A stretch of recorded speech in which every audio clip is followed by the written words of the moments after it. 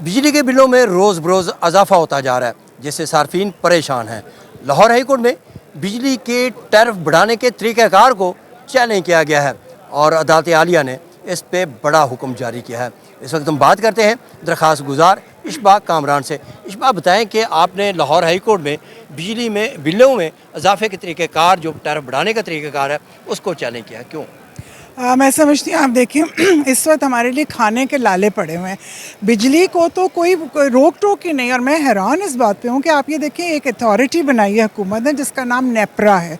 इसको 1997 के एक एक्ट के थ्रू पार्लियामेंट ने बनाया। अब नेपरा ने खुद ही, आप देखें कि स्लैब बनाई है, जैसे स्लैब टैरिफ बना दिए। मिसाल के तौर पे 100 से 200 यूनिट की ये कीमत होगी, 200 से 300 कीमत भी दे दी। लेकिन आप उधर देखें कि कितनी का जुल्म हो रहा है हमारे साथ, कि कोई हुकूमत नहीं पूछ रही, कोई पार्लियामेंट ने इस बात पे आवाज़ नहीं उठाई।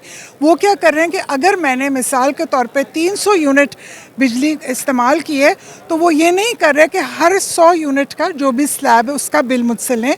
वो 300 यूनिट पे पूरा का पूरा जो हाईएस्ट स्लैब है वो मुझसे ले रहे हैं। इस वजह से कहना चाह रही हैं कि अगर एक सार्फ जो है उसने 300 यूनिट इस्तेमाल किए हैं, तो पहले जो 100 यूनिट है उसकी कीमत नहीं डालेंगे, 200 भी नहीं डालेंगे, बल्कि 300 यूनिट जो इस्तेमाल किया गया है, पूरे के पूरे 300 यूनिट्स हैं, और उन पे वो स्लैब रेट डालेंगे। जी, पहले 200 यूनिट तो हमारे खा गए ना ये नेपरा वाले। अब आखिरी 300 यूनिट में पूरा बिल डाल दिया। यही वो वजह है जिससे हमारे बिल जो हैं वो, मतलब अब पहुँच क्या सब चीज़ों से बाहर हो गए। आपने देखा है कि आम शहरी, और फिर आप ये जुल्म की इंतहा देखिए कि जो बेचारे 200 यूनिट जिन्हें हम सब्सिडाइज्ड रेट कहते हैं, उनके साथ ज़्यादती हो रही है कि अगर उनका 200 से 199 से 1 यूनिट भी ऊपर हो जाए ना, 200 यूनिट भी ऊपर हो जाए, तो उनको पेनल्टी डलती है 6 महीने सज़ा के तौर पे। उनको वही 200 यूनिट का बिल आएगा। आप ये देखें जुल्म खुदा का। और आप ये, मुझे तो हैरानी की बात है कि नेपरा को कौन के पास किसने ये पावर दी है। और आप ये देखिए कि, और ये आर्टिकल 25 की कितनी खुलेआम खिलाफ वर्जी है कि एक आदमी जो 150 यूनिट ले रहा है वो 150 का बिल दे रहा है। और अगर एक आदमी से किसी महीने में 200 यूनिट हो गया, लेकिन अगले महीने वो वापस 150 यूनिट कर रहा है, वो 6 महीने 150 यूनिट भी करता रहेगा, लेकिन उसको बिल 200 यूनिट का आएगा। नहीं, क्या कहा? नहीं, क्या कि अगर एक बंदे ने 150 यूनिट इस्तेमाल किया, अगले महीने 200 किया, तो इसके बाद जो 6 महीने तक बिल आएगा वो किस हिसाब से आएगा? वो 200 यूनिट के हिसाब से आएगा। और अगर वो बेचारा वापस 150 यूनिट पे हर महीने आ भी रहा है, वो कहते हैं नहीं, हम आपको सज़ा दे रहे हैं कि आपने 200 यूनिट क्यों इस्तेमाल की। ये क्या बात हुई भला? ये आज मैंने पिटीशन में चैलेंज किया कि आप किस कानून की खिलाफ वर्जी है? ये आर्टिकल नेपरा के एक्ट सेक्शन 31 की, भाई मतलब 31 की खिलाफ वर्जी। इस तरह आपने स्लैब बनाए तो आप उसके मुताबिक करें ना। जैसे अभी आपने खुद ही सवाल उठाया कि हमने 300 यूनिट इस्तेमाल किए, तो हमारा बिल कैसे होना चाहिए? पहले 100 यूनिट का मिसाल के तौर पे 5 रुपये, दूसरे का 10 रुपये, 300 का हो गया 15 रुपये। ये क्या कर रहे हैं कि पहले दोनों 200 यूनिट का जैसे है ही नहीं, कोई उनका नामो निशान ही नहीं है। 300 यूनिट के ऊपर 15 रुपये से कितना, इसको कहते हैं क्लिफ इफ़ेक्ट।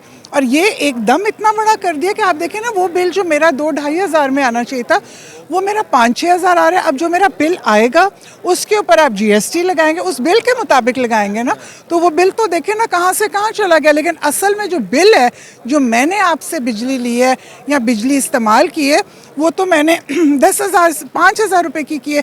आप मुझसे 10,000 रुपये लेने। तो ये आज मेरी पिटीशन थी।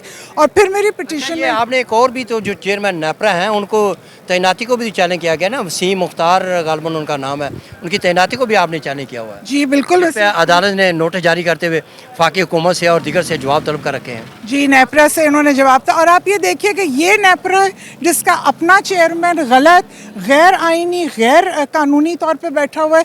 और वो हमारे क्या किया, उनकी तैनाती में क्या पॉइंट्स उठाए? बहुत इंटरेस्टिंग है कि देखिए, अपना ही कानून बनाया। ठीक है, कानून में लिखा है कि जो एक चेयरमैन, करंट चेयरमैन होगा, उसके बाद नया चेयरमैन जो है वो उससे 90 दिन पहले, उसके जाने से पहले उसका अपॉइंटमेंट हो जाएगा।